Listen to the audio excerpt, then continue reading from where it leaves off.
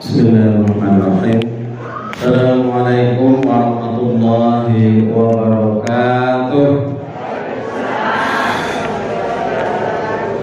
Yang jawab salam mudah-mudahan dapat rezeki yang berlimpah. Yang belum jawab salam ketinggalan ini. Ya, usahakan hobi menjawab salam gitu ya.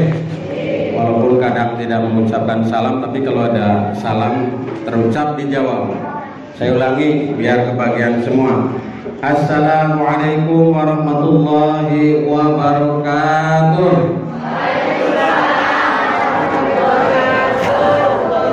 Ya. Alhamdulillah wa syukrulillah, la haula wa la quwwata illa billah, asyhadu an la ilaha illallah wa la syarika lah, wa asyhadu anna Muhammadan abduhu wa rasuluh. Rabbi shrah li sadri wa yassir li amri wa hlul 'uqdatam min lisani yafqahu qawli. Amma ba'du. Qala Allah ta'ala fil Qur'anil Karim, a'udzu billahi minasy syaithanir rajim. Wal yakhshal ladzina law taraku min khalfihim dzurriyyatan di'afa khafu 'alaihim falyattaqullaha wal yaqulu qawlan sadida. Taqallahu azim. Amma ba'du.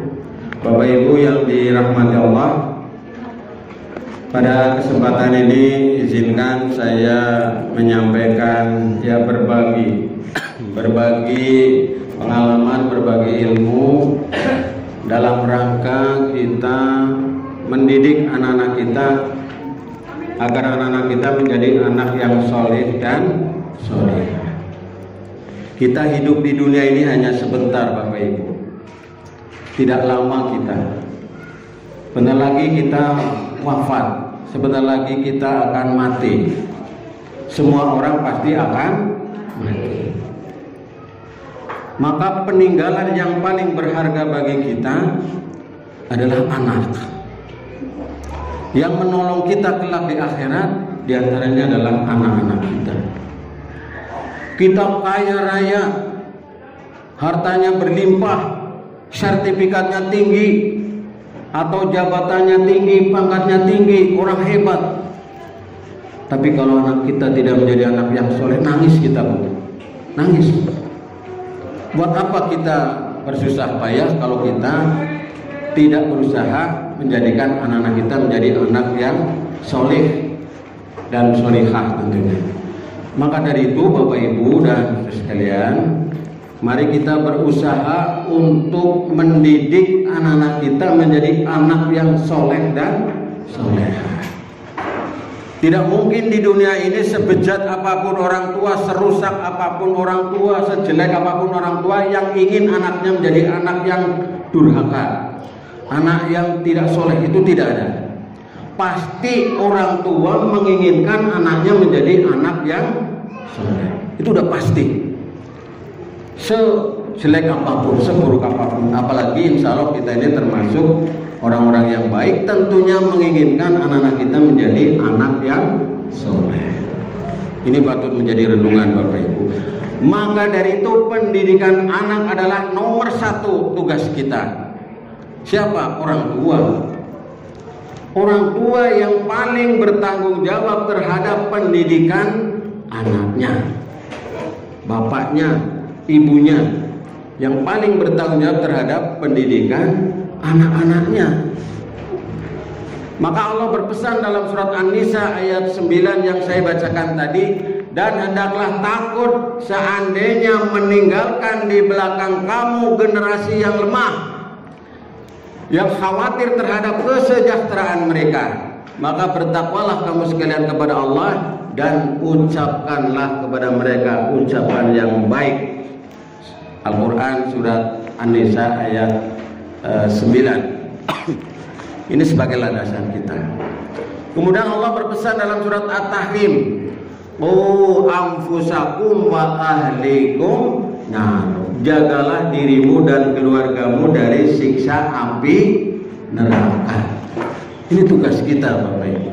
Maka dari itu jadikan anak-anak kita ini permata, perhiasan indah yang harus kita jaga, yang harus kita rawat, yang harus kita didik dengan sebaik-baiknya. Apalah arti sukses kita, apalah arti harta kita, apalah arti pangkat kita kalau anak-anak kita tidak kita upayakan menjadi anak yang soleh. Anak soleh itu, Bapak Ibu dan saudara sekalian, di antaranya tandanya sederhana. Satu, rajin sholat 5 waktu. Ini. Kemudian 2, dia bisa membaca Al-Quran. 2. 3, anak itu memiliki akhlakul karimah, akhlak yang baik. 3 ini menurut saya demikian. Sedangkan biasanya di nyanyian itu, ya, di Umi Laila biasanya yang lagunya viral, yang biasanya saya juga jadikan sebagai backsound. Tanda anak soleh yang pertama adalah dia ucapannya, lisannya itu bagus, ucapannya, omongannya baik. Jadi yang keluar dari mulutnya itu yang baik-baik, memuji, kemudian berzikir, dan seterusnya dan seterusnya. Kemudian yang kedua, memuliakan kedua orang tua. Ini menurut yang sering kita dengar itu lagunya.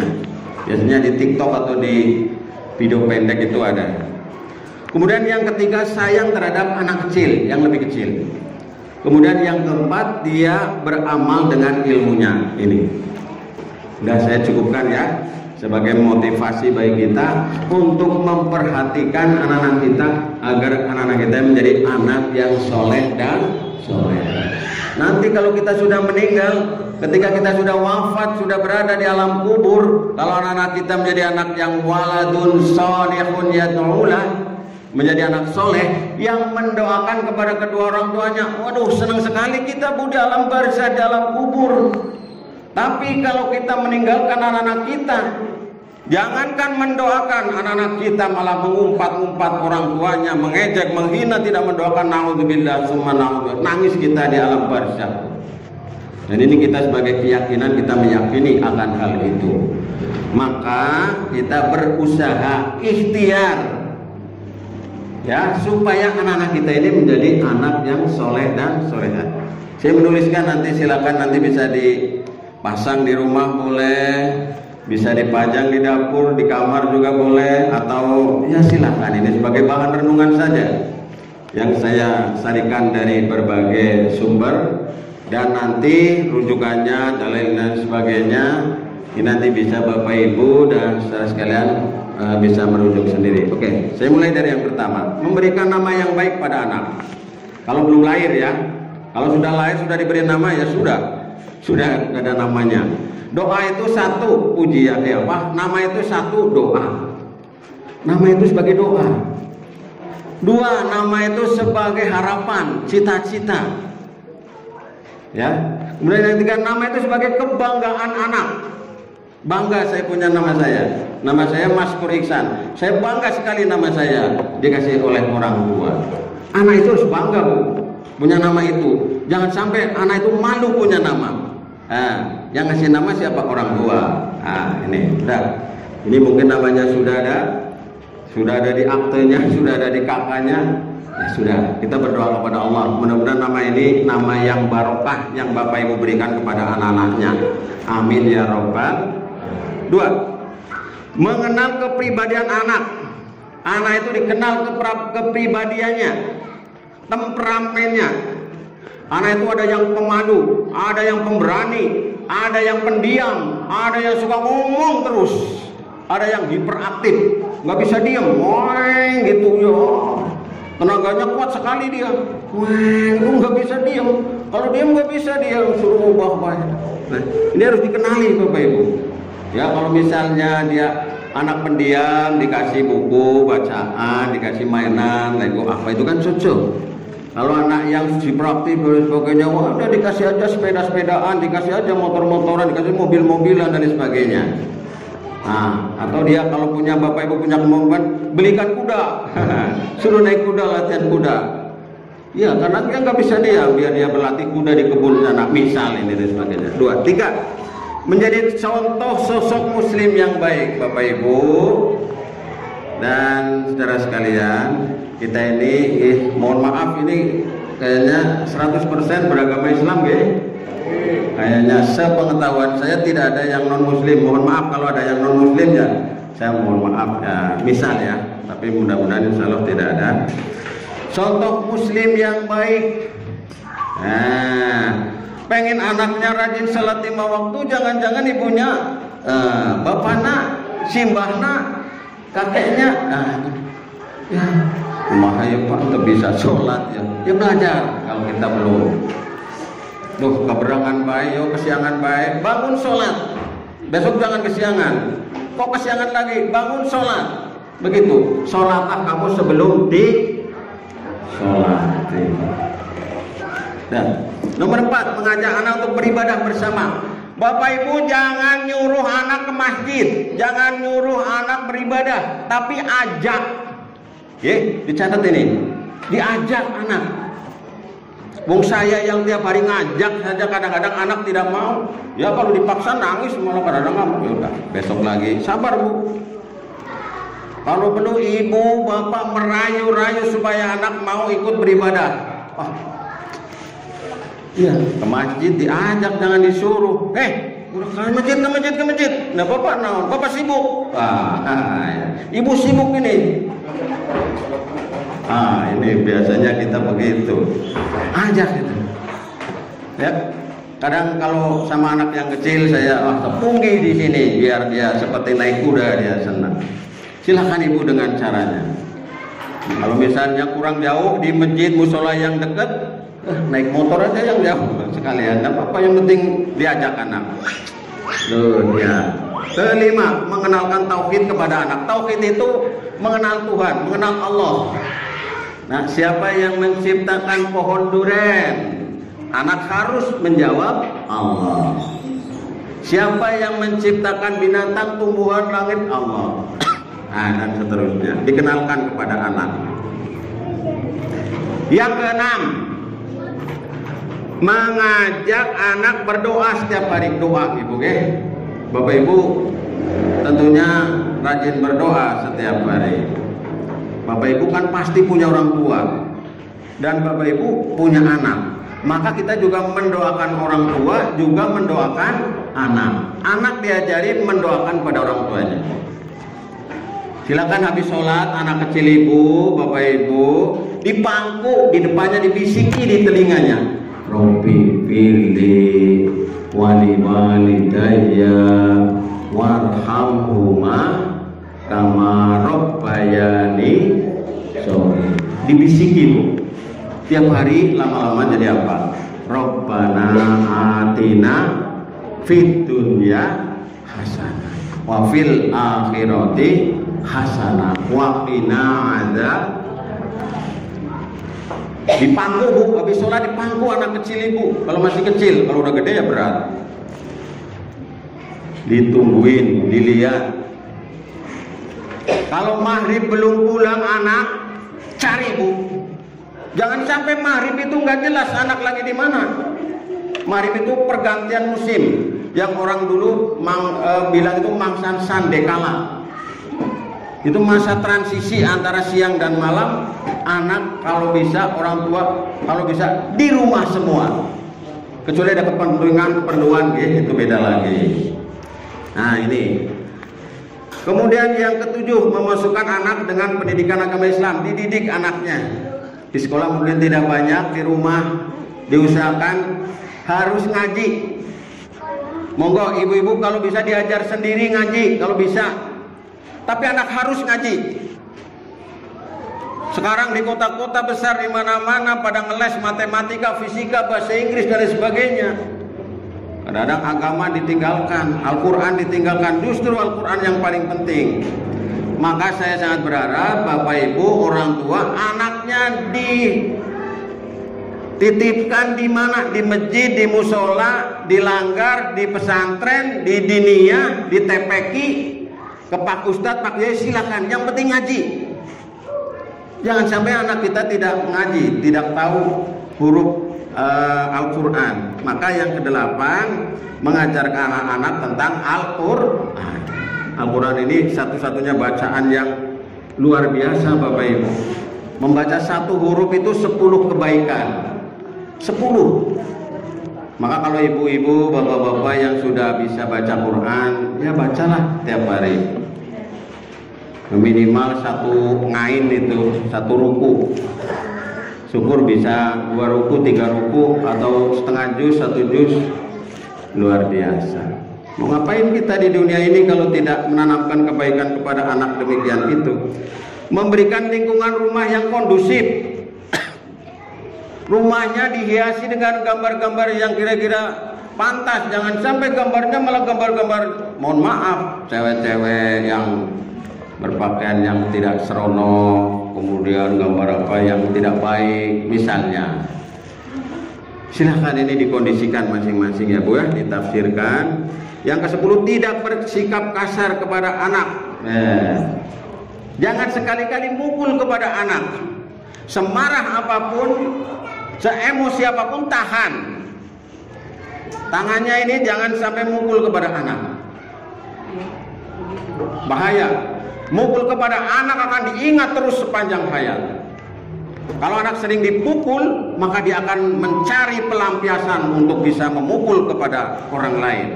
Bisa kepada yang lebih kecil atau bisa kepada siapa yang tidak dia sukai. Maka Bapak Ibu jangan bersikap kasar. Nomor 11, orang tua mau mengakui kesalahan. Nah, kalau orang tua salah, ya minta maaf. Maaf ya nak ya, tadi nggak sengaja Bapak. Ya itu, nggak usah malu-malu minta maaf sama anak. Dan kemudian yang ke-12, anak diajari mandiri. Anak mandiri ini yang kadang-kadang kita salah dalam menafsirkan. Anak nanti setelah lulus sekolah, dia akan dihadapkan kepada persoalan kehidupan. Kalau tidak mandiri dari kecil, dia akan menjadi anak yang cengeng. Dia akan menjadi anak yang tidak kuat terhadap tantangan yang ada. Cemen dia. Tapi kalau dilatih mandiri dari kecil, itu akan menjadi anak yang kuat, anak yang hebat, luar biasa. Cukuplah anak misalnya diberi pesan-pesan saja di jalan, hati-hati nak, di sekolah juga belajar nak, nanti pulang hati-hati, udah cukup, mandiri. Ya. Kemudian diusahakan makan sendiri, dan lain sebagainya. Kalau Bapak Ibu punya usaha, anak-anaknya dilatih. Yang dagang, anaknya dilatih supaya dagang. Yang Bapak Ibu mungkin punya apa, ya silakan. Menjahit, anaknya dilatih supaya bisa jahit.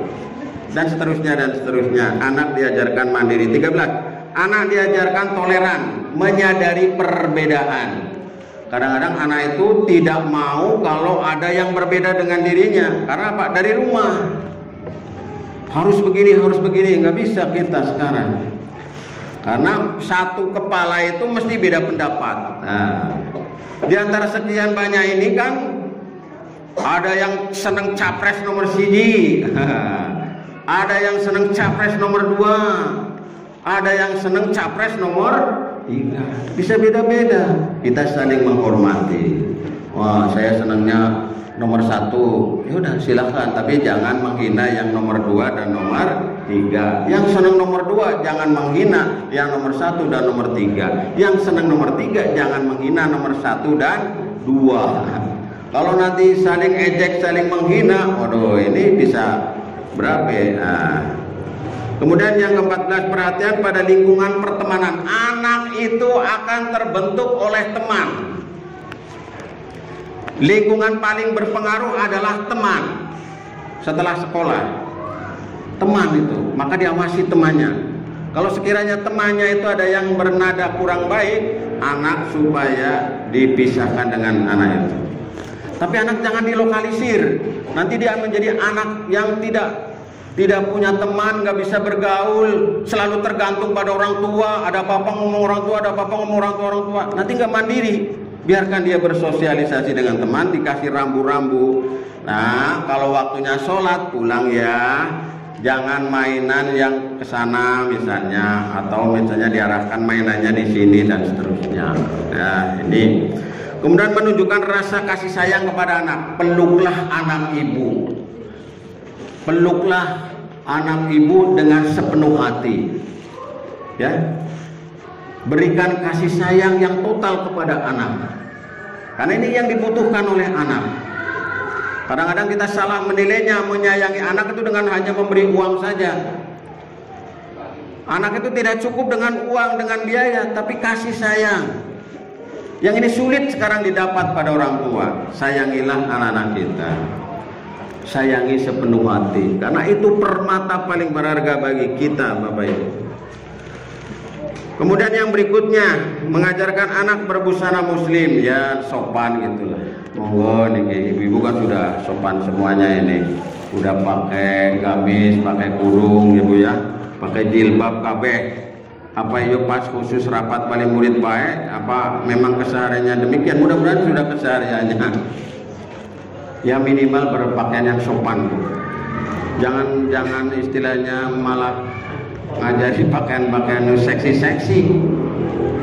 Nggak usah diajari yang kayak gitu. Nah, maka ini dari rumah, ibunya, bapaknya, ya.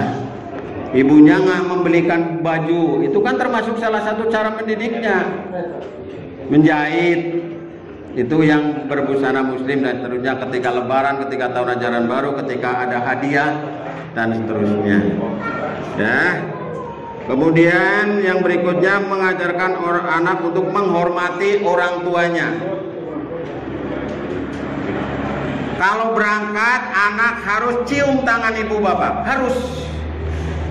Syukur mengucapkan ya assalamualaikum, harus cium. Kalau enggak, suruh cium tangan. Sini cium tangan. Saya kalau ketemu anak-anak itu, anak-anak yang itu kadang-kadang yang rebel-rebel, saya akrabin malah saya. Kadang ya kayak ambil tos apa gimana gitu ya, kadang saya kasih jajan dan sebagainya biar akrab begitu. Oke, Bapak Ibu dan saudara sekalian, kemudian yang berikutnya, memberikan tontonan yang mendidik kepada anak, ya, tontonan yang mendidik. Bapak-bapak, ibu-ibu, kalau pas lagi ada masalah, itu kan namanya manusia, jangan di depan anak. Kalau istilahnya bertengkar, berantem, dilokalisir sana, jangan di depan anak. Itu tontonan yang tidak baik. Berilah tontonan yang baik, keharmonisan, kemesraan, dan seterusnya kasih sayang.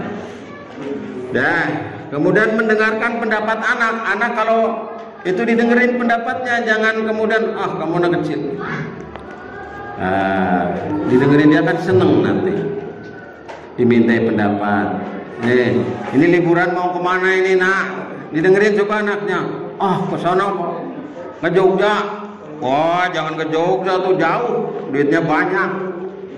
Ya, yang deket baiknya kemana? Misalnya Purwokerto. Ya, Purwokerto nanti ya nunggu bayaran bapaknya. Anak dimintai pendapat. Jangan Purwokerto pola. Bosan, udah pernah dulu di sana lah, kan gitu biasanya. Dan seterusnya. Komunikasi yang baik dengan anak. Jadi komunikasi apa ya, lancar gitu. Sering diajak ngobrol. Syukur kalau makan itu bersama, makan dengan anak bersama sambil ya ngajari, ayo doa dulu, ayo pakai tangan kanan, kan gitu. Ayo dihabisin, ayo dan seterusnya. Mengajak anak bersilaturahmi ke tetangga, ke saudara, atau ketika ada kematian apa dan lain sebagainya, biar tahu saudaranya yang jauh terutama atau yang dekat.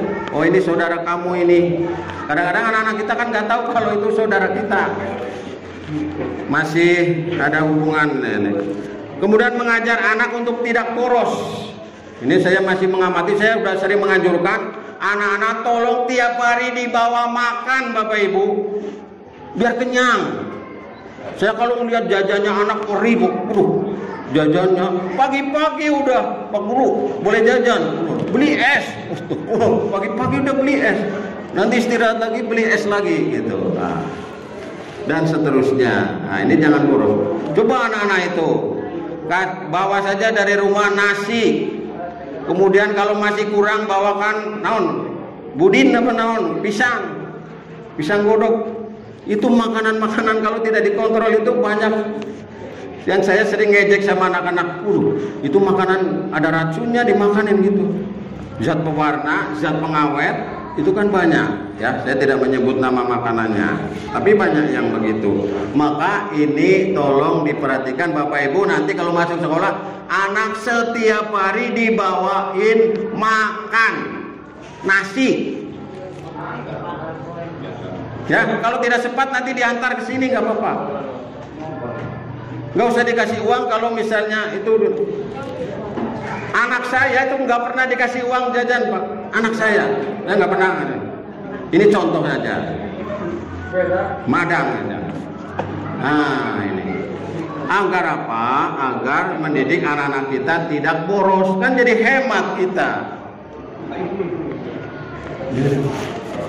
Anak jadi sehat aja, anak kita gede-gede Bapak Ibu, anak gede sehat gitu ya. Kalau jajan baik nggak makan, anaknya itu wajah yang kurang sehat.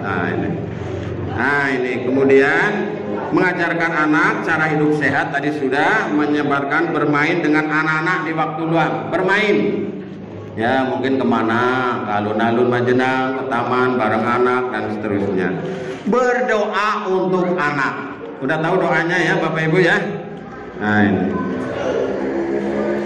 coba mungkin bisa diikuti bagi yang belum hafal. Bagi yang belum hafal nanti bisa dibuka Al-Quran surat Al-Furqan ayat 74. Rabbana hablana, mari bareng-bareng. Rabbana hablana min azwajina wa dzurriyyatina qurrata a'yun waj'alna lil muttaqina imama. Doa. Rabbana hab lana min azwajina wa dzurriyyatina qurrata a'yun waj'alna lil muttaqina imama. Ya Allah, jadikanlah anak saya itu qurrata a'yun, penyejuk pandangan.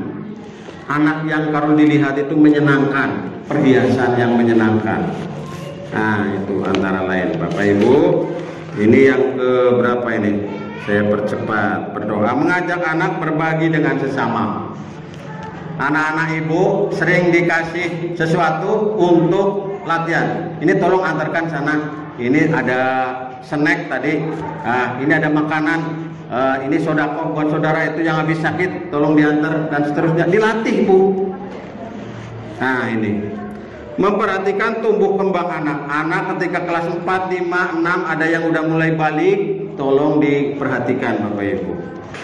Diperhatikan terutama perempuan, kalau sudah haid, sudah selesai, untuk segera mandi, untuk segera melaksanakan kewajiban lagi dan seterusnya. Mengajak anak menyayangi binatang dan alam sekitar. Menyayangi binatang, ada kucing disayang, jangan dipukuli, dikasih makan dan seterusnya. Ya, walaupun kadang-kadang anak-anak kalau sudah menyayangi kadang-kadang berlebihan. Saya punya anak itu, aduh saya sampai kadang-kadang bingung misahnya. Punya kucing sampai tidurnya bareng sama kucing, saking senangnya itu. Udah saya bisa di luar, dia ambil lagi itu. Sampai dia minta uang, kalau minta uang buat jajan beli ikan itu, pedak apanya. Sayang banget itu, kadang-kadang dia nggak makan pedanya, malah buat kucingnya. Sayang banget ini sama binatang. Pernah sakit ya, nangis nangisnya itu sakit, nggak bisa ngapain. Nah ini jadi pelajaran bagi mengajak anak untuk menjaga kebersihan, jaga kebersihan ya, karena kebersihan sebagian dari iman. Yang terakhir mengajak anak untuk disiplin. Nah, silakan disiplin terutama ibadah, disiplin belajar, disiplin untuk mengaji dan seterusnya. Saya kira itu sudah cukup Bapak Ibu, waktunya sudah larut. Bapak Ibu juga mungkin ada acara lagi, mau ambil rapot lagi di tempat lain karena anaknya banyak. Kalau saya kebetulan anak saya nerima rapotnya nggak sekarang, jadi saya santai. Hari Rabu kalau nggak salah. Jadi ya, nanti santai-santaian aja gitu.